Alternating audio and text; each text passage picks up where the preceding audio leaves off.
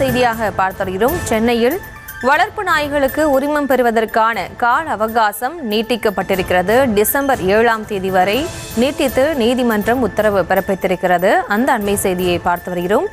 சென்னையில் வளர்ப்பு நாய்களுக்கு உரிமம் பெற கால அவகாசம் நீட்டிக்கப்பட்டிருக்கிறது.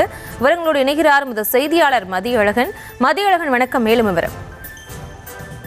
சென்னையில் அதிகரித்து வரக்கூடிய நாய்க்கடி சம்பவங்களை தொடர்ந்து வளர்ப்பு நாய்களுக்கும் விலங்குகளுக்கும் உரிமம் பெறுவதை கட்டாயமாக்கி சென்னை மாநகராட்சி உத்தரவிட்டிருந்தது. நவம்பர் 24ஆம் தேதிக்குள் உரிமம் பெற வேண்டும். பொது இடங்களுக்கு நாய்களை அழைத்துச் செல்லும் பொழுது அவற்றிற்கு வாய்க்கவசம் போட வேண்டும் எனவும், கழுத்து கயிறு இல்லாமல் வெளியே அழைத்து செல்லக்கூடாது எனவும் நிபந்தனைகள் விதிக்கப்பட்டிருந்தன.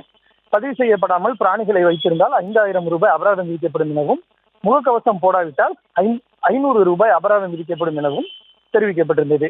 மாநகராட்சியின் இந்த உத்தரவுகளை எதிர்த்து இந்திய கால்நடைகளுக்கான மக்கள் அமைப்பு சார்பில் சென்னை உயர்நீதிமன்றத்தில் மனு தாக்கல் செய்யப்பட்டிருந்தது. இந்த வழக்கின் நீதிபதி வி. லட்சுமி நாராயணன் முன்பு விசாரணை கொண்ட பொழுது சென்னை மாநகராட்சி தரப்பில் பொது இடங்களுக்கு அழைத்து செல்லப்படும் பொழுது நாய்களுக்கு வாய்க்கவசம் அணிவிப்பது கட்டாயம் இல்லை என்ற போதும் அவற்றுக்கு கழுத்து கயிறு கட்டாமல் அழைத்து செல்லக்கூடாது என்பது கட்டாயம் என்றும் தெரிவிக்கப்பட்டது. மேலும் 82,000 பிராணிகள் பதிவு செய்யப்பட்டுள்ளதாகவும் அவற்றுக்கு ஒரு முறை மட்டுமே மைக்ரோசிப் பொருத்தினால் போதுமானது என்றும், வளர்ப்பு நாய்கள் உள்ளிட்ட செல்ல பிராணிகள் பதிவு செய்வதற்கான காலக்கெடுவை டிசம்பர் 7ஆம் தேதி வரை நீடித்துள்ளதாகவும் சென்னை மாநகராட்சி தரப்பில் தெரிவிக்கப்பட்டது. மனுதாரர் தரப்பில் 4 பிராணிகள் பதிவு செய்வதற்கு மட்டுமே அனுமதி வழங்கப்படுவதாக தெரிவிக்கப்பட்டது. அந்த கட்டுப்பாடு தற்போது நீக்கப்பட்டு விட்டதாகவும் 4 பிராணிகளுக்கு மேல் பதிவு செய்ய எந்த தடையும் இல்லை என்றும் மாநகராட்சி தரப்பில் விளக்கம் அளிக்கப்பட்டது.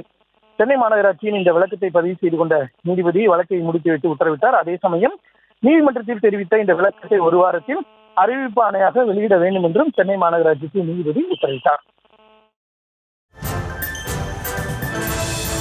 விவரங்களுக்கு நன்றி மதியழகன்.